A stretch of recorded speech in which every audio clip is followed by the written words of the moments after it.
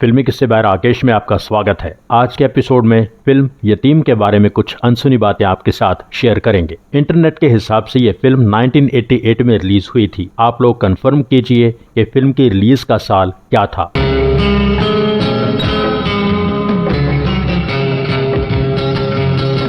सन 1985 में निर्देशक जेपी दत्ता की फिल्म आई थी गुलामी, जो बहुत कामयाब हुई। इसके बाद गुलामी के निर्माता F.A. नडियाडवाला ने जेपी दत्ता को एक और फिल्म के लिए साइन कर लिया। जून 1986 में इसे लॉन्च भी कर दिया गया। फिल्म थी हथियार। इसकी प्रॉपर शूटिंग होने में अभी समय था, क्योंकि गुलामी की क्वालिटी और सफलता से और जेपी दत्ता के काम से धर्मेंद्र बहुत सेटिस्फाइड थे।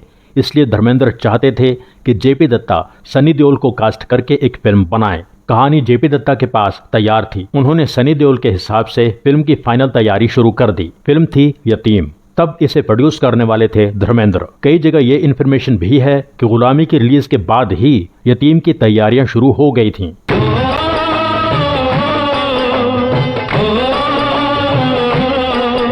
निर्देशक राहुल रवेल उन दिनों सनी देओल को 2 फिल्मों में डायरेक्ट कर रहे थे, समुंदर और डकैत। राहुल रवेल सनी की पहली फिल्म बेताब के निर्देशक भी थे और फिर सनी के साथ एक और सफल फिल्म अर्जुन भी बना चुके थे। राहुल रवेल सनी पर अपना एक खास तरह का हक मानते थे। जब राहुल रवेल को पता चला कि जेपी दत्ता सनी को लेकर एक ऐसी फिल्म बना रहे हैं जिसमें सनी का रोल लगभग एक डाकू जैसा ही है, तब राहुल रवेल थोड़े परेशान हो गए, क्योंकि उनकी खुद की फिल्म डकैत का सब्जेक्ट भी डाकुओं पर था। कहा जाता है कि राहुल रवेल ने धर्मेंद्र और सनी तक ये बात पहुंचाई कि यतीम का सब्जेक्ट ज्यादा स्ट्रॉन्ग नहीं है। पहले ये सनी डकैत जैसी एक अच्छी कहानी में काम कर रहे हैं। इस समय ऑडियंस सनी को मॉडर्न अर्बन रोल्स में देखना चाहती है। ऐसी घोड़े और बंदूक वाली और फिल्में करेंगे तो रूरल डाकू वाली इमेज में फंस जाएंगे। बात धर्मेंद्र पर असर कर गई। धर्मेंद्र ने जेपी दत्ता से बात की और कहा कि अभी यतीम का काम आगे नहीं बढ़ाएंगे, किसी और सब्जेक्ट के बारे में सोचेंगे और बाद में तय करेंगे कि काम कब शुरू करना है। जेपी दत्ता ने कहा, कोई प्रॉब्लम नहीं, मैं ये कहानी जैकी श्रॉफ को सुना चुका हूँ, उसे बहुत पसंद आई है। जेपी दत्ता ने जैकी श्रॉफ के साथ फिल्म शुरू करने की कोशिश की, पर जैकी श्रॉफ की डेट्स एडजस्ट नहीं हो पा रही थीं। उसके बाद जेपी दत्ता ने फिल्म की कहानी अनिल कपूर को सुनाई। अनिल कपूर को कहानी बहुत पसंद आई, पर अनिल कपूर कहानी में कुछ चेंजेस करना चाहते थे। उनका कहना था कि जब एक पुलिस अफसर ने डाकू को मार दिया, फिर उसके बच्चे को पाला। बच्चा पुलिस अफसर के घर में ही रहता है, जहाँ पुलिस अफसर की अपनी बेटी भी है, जो उस बच्चे की हम उम्र है। दोनों बचपन से ही एक दूसरे से प्यार करते हैं। ऐसे में डाकू का बेटा अपने गार्डियन को बाबूजी ना कहे। ऐसा कहने से दोनों बच्चों का रिश्ता भाई बहन जैसा होना चाहिए। दूसरी चेंज अनिल कपूर ये चाहते थे कि पुलिस अफसर की दूसरी बीवी जो जवान है, वो अपने पति द्वारा पाल पोस के बड़े किए हुए डाकू के बेटे पर जिस तरह डोरे डालती है, जिस तरह का रिश्ता बनाना चाहती है, उस तरह के सीन्स फिल्म में नहीं होने चाहिए। जेपी दत्ता अपनी फिल्म में ऐसा कुछ भी चेंज नहीं करना चाहते थे। फाइनली अनिल कपूर ये फिल्म नहीं कर पाए।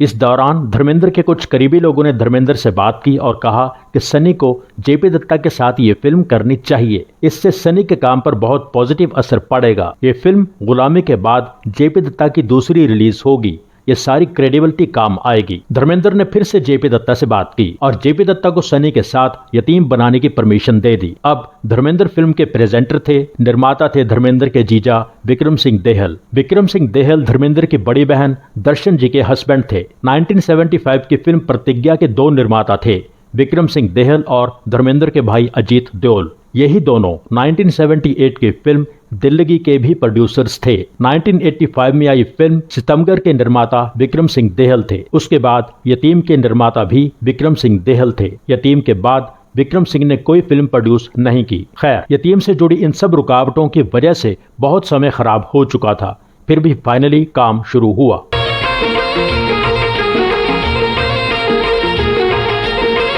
सनी बने फिल्म के मेन कैरेक्टर कृष्णा। सनी के असली माँ बाप का छोटा सा रोल निभाया दिलीप ताहिल और बीना ने। कुलभूषण खरबंदा बने इंस्पेक्टर यादव, जिसके हाथों सनी के पिता की मौत होती है। यतीम के लिए जेपी दत्ता ने सनी के अपोजिट फरहा नाज को साइन किया। फरहा बनी गौरी, जो इंस्पेक्टर यादव की सगी बेटी है। गौरी की मां मर चुकी है, जो कभी फिल्म में दिखाई नहीं गई। कुलभूषण खरबंदा की मां के छोटे से रोल में थी दीना पाठक। कुलभूषण खरबंदा की दूसरी पत्नी चंचल के रोल में थी सुजाता मेहता। कहा जाता है सुजाता मेहता ने यतीम एन चंद्रा की फिल्म प्रतिघात साइन करने से पहले साइन की थी। डैनी ने बहुत इंपॉर्टेंट कैरेक्टर निभाया गिरिवर माथुर का। अमरीश पुरी बने डाकू पुरखिया। सपोर्टिंग रोल्स में थे राम मोहन, आशा शर्मा, विजेंद्र घटगे और भी कई कलाकार थे। सिनेमेटोग्राफर थे ईश्वर बिदरी। यतीम के गीत लिखे थे हसन कमाल ने, संगीतकार लक्ष्मीकांत प्यारेलाल। डायलॉग्स लिखे थे जेपी दत्ता के पिता ओपी दत्ता ने, निर्माता Vikram Singh Dehal. Story, screen play, direction JP Dutta.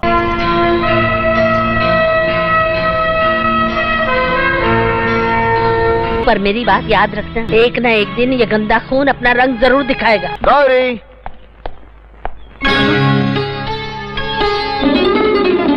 चोरी के बेर होते बड़े मीठे हैं। हमारी नजर का असली निशाना उनकी बीवी नहीं, बेटी है। इस पर तो हमारी नजर थी। अब आप अपनी नजरें हटा ही लीजिए तो अच्छा होगा। और ये मजबूत बाजू इस घटिया काम के लिए नहीं, बल्कि याद रहे, वासना का नाच देखना है मुझे। जरा मेरा ब्लाउज का बंधन तो बांधना। कृष्णा, जब से उसे पता चला है कि उसका डाकू बाप आपके हाथों मारा गया था, कमीना बदले की आग में जल रहा था। क्या यही रास्ता मिला था बदला लेने का?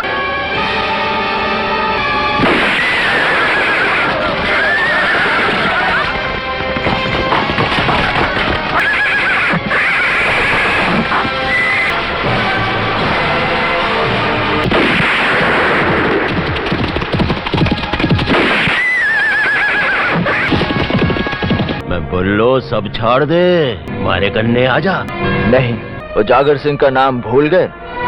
तुमने मरवाया उसे, वो मेरा बाप था।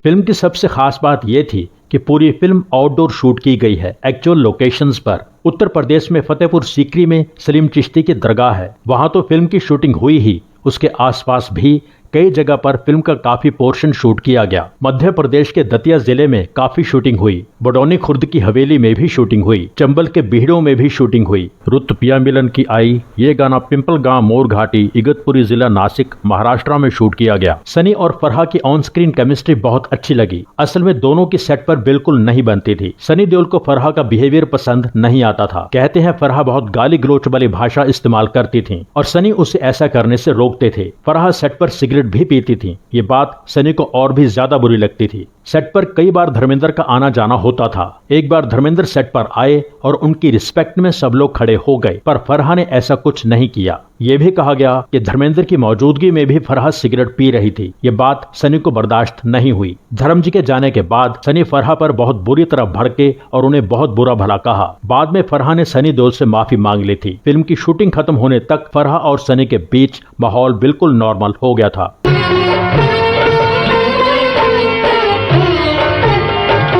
फिल्म का बैकग्राउंड म्यूजिक कई सीन्स में बहुत ही अच्छा था, खास करके सुजाता मेहता के पोर्शन में। ओवरऑल बैकग्राउंड म्यूजिक ठीक ही था। फिल्म में 4 गाने थे। गाने हसन कमाल ने बहुत ही अच्छे लिखे थे। फिल्म की कहानी, किरदार और सिचुएशन पर 100% फिट गाने थे। जितने अच्छे गाने लिखे गए थे उतनी ही अच्छी लक्ष्मी प्यारी की कंपोजिशंस थीं। मोहम्मद अजीज और सुखविंदर सिंह की आवाज में एक शानदार कवाली थी जो 2 पार्ट्स में चलती है। तेरी निगाह पे सब कुछ लुटाने आए हैं। तेरी निगाह पे सब कुछ लुटाने आए हैं। ये कवाली सलीम चिश्ती के दरगाह में फिल्माई गई। ज़माने भर के सितम भी जिसे झुका न सके, हुजूर वही सर झुकाने आए हैं। कविता कृष्णमूर्ति और सुखविंदर की आवाज में बहुत ही अच्छा गाना था रुत पिया मिलन की आई। रुत पिया मिलन के आए,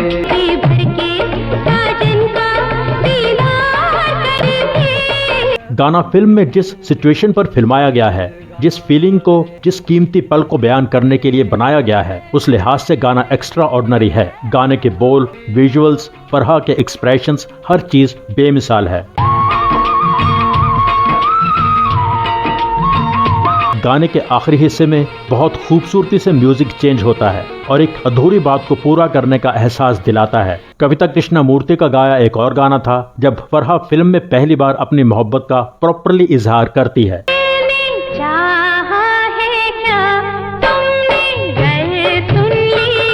perfect lyrics, perfect composition, perfect visuals.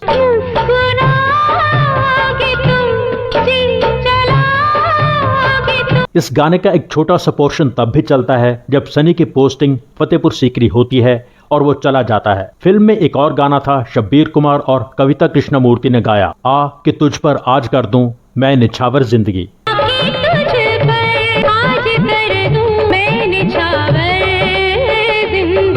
गाना बहुत अच्छा था, बैकग्राउंड सॉन्ग था, पर यह गाना जिस जगह फिल्म में प्लेस किया गया वहां फिल्म पूरी तरह ड्रैग हो जाती है। दिल को शायद गम ही देगी जिंदगी भर जिंदगी।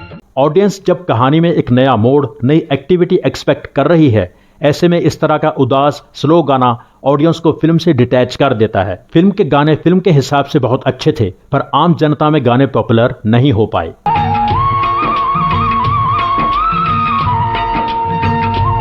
फिल्म की रिलीज पर जेपी दत्ता ने कहा था कि मीडिया और क्रिटिक्स सोच रहे होंगे कि मैं बहुत अमेरिकन स्टाइल की सोच रखता हूं, इसलिए मैंने फिल्म में सौतेले बेटे के साथ एक औरत का इस तरह का रिश्ता बनाने की बात दिखाने की कोशिश की। जेपी दत्ता ने कहा कि सच ये है कि ये कहानी हमारी मैथोलॉजी से ली गई है। ये पूर्ण भगत की कहानी है। पूर्ण के पिता की दूसरी पत्नी का नाम था लूना। लूना पूर्ण की सुंदरता से बहुत प्रभावित हुई और उसने पूर्ण के साथ गलत रिश्ता बनाने की कोशिश की। पूर्ण के इनकार करने पर लूना ने पूर्ण पर ही इल्जाम लगा दिया था कि ये मुझ पर बुरी नजर रखता है और इसने मुझे बेइज्जत करने की कोशिश की है। पूर्ण के बाप ने अपनी जवान पत्नी की बात मानकर पूर्ण के हाथ पैर कटवाकर दूर कहीं फेंकवाने का हुक्म दे दिया।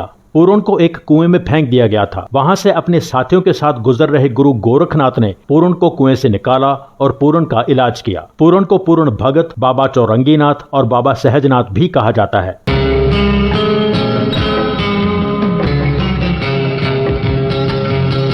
बहुत साल बाद सुजाता मेहता ने कहा था कि मेरा करियर बहुत अच्छा चल सकता था, पर मेरा करियर बर्बाद किया यतीम ने। मुझे ये फिल्म नहीं करनी चाहिए थी। इसके बाद मुझे फीमेल लीड रोल्स या बहुत अच्छे रोल्स ना के बराबर ही मिले। सुजाता मेहता के करियर में आगे कुछ भी हुआ हो, पर यह सच था कि यतीम में जैसा काम उन्होंने किया वो बहुत ही शानदार था। उन्हें अपनी बात कहने के लिए डायलॉग्स की जरूरत नहीं पड़ी। उनके हाव भाव, आंखें, एक्सप्रेशंस ही काफी थे। असल में सुजाता मेहता इस फिल्म के एक्ट्रेस के हिसाब से शो स्टीलर साबित हुई। बाकी कलाकारों पर नजर डालें तो फरहा नाज इस फिल्म में बहुत ही ज्यादा खूबसूरत नजर आईं। उनका काम भी बहुत अच्छा था। मैक्सिमम पोर्शन में वो बिना मेकअप के या बहुत मिनिमम मेकअप के साथ थीं। फरहा ने अपने करियर में इस फिल्म से बेहतर काम शायद ही किसी और फिल्म में किया हो और शायद ही किसी और फिल्म में इतनी नेचुरल, इतनी सुंदर लगी हो। सनी देओल हर फ्रेम में बहुत हैंडसम लगे। बहुत सहजता से उन्होंने अपना रोल निभाया। सनी का काम बहुत अच्छा था। डैनी अपने रोल में पूरी तरह परफेक्ट थे। एक्टर तो वो अच्छे शुरू से ही हैं, उनकी अपीयरेंस ही काफी होती है।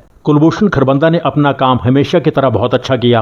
अमरीश पुरी किस लेवल के कलाकार थे आप सब जानते हैं, पर इस फिल्म के लिहाज से देखें तो उनका रोल अनवांटेड रोल था। उनका ट्रैक फिल्म को असल में ड्रैग कर देता है। उनका ट्रैक फिल्म की मेन कहानी से सेपरेट था। कहानी कुलभूषण खरबंदा, सनी, फरहा, सुजाता मेहता और डैनी की थी। इनके आपसी रिश्ते और रिश्तों के कॉन्फ्लिक्ट्स की थी। इन्हीं किरदारों में कहानी उलझती और सुलझती रहती तो बेहतर होती। फिल्म एक विजुअल ट्रीट थी, पर फिल्म का पेस स्लो था। कहा जाता है कि जेपी दत्ता जो वर्जन रिलीज करना चाहते थे वो 3 घंटे से ऊपर की फिल्म थी, पर धर्मेंद्र ने फिल्म के कई सीन्स कटवाकर फिल्म को 20-25 मिनट कम करवा दिया। इसके बाद जेपी दत्ता ने कहा कि जो फिल्म रिलीज हुई उसे मैं पूरी तरह डिसओन करता हूं। ये मेरी फिल्म नहीं थी। मेरी मर्जी के बिना फिल्म के जो सीन्स निकाले गए वो बहुत इंपॉर्टेंट थे। उन्हें फिल्म से निकालकर सारा इम्पैक्ट ही खत्म कर दिया गया। खैर, फिल्म रिलीज हुई तो अच्छी ओपनिंग मिली, पर धीरे धीरे ऑडियंस पर फिल्म की पकड़ कमजोर होती चली गई। फिल्म का बजट 1.5 से पौने 2 करोड़ के बीच बताया जाता है। विकिपीडिया के हिसाब से फिल्म की कलेक्शंस 3 करोड़ 10 लाख के करीब थी। विकिपीडिया पर फिल्म को हिट लिखा गया है। फिल्म को कहीं पर एवरेज, कहीं पर सेमी हिट लिखा जाता है। हालांकि ज्यादा चर्चा इसी बात की रही कि यह फिल्म नहीं चली थी और धर्मेंद्र इसके रिजल्ट से बहुत निराश हुए थे। जो भी हुआ, यतीम उन फिल्मों में से है जो असली सिनेमा लवर्स को जरूर देखनी चाहिए। फिल्म का हर वाइड शॉट, हर क्लोज शॉट, लोकेशंस, माहौल, एक्टर्स, गाने, सब कुछ देखने लायक है।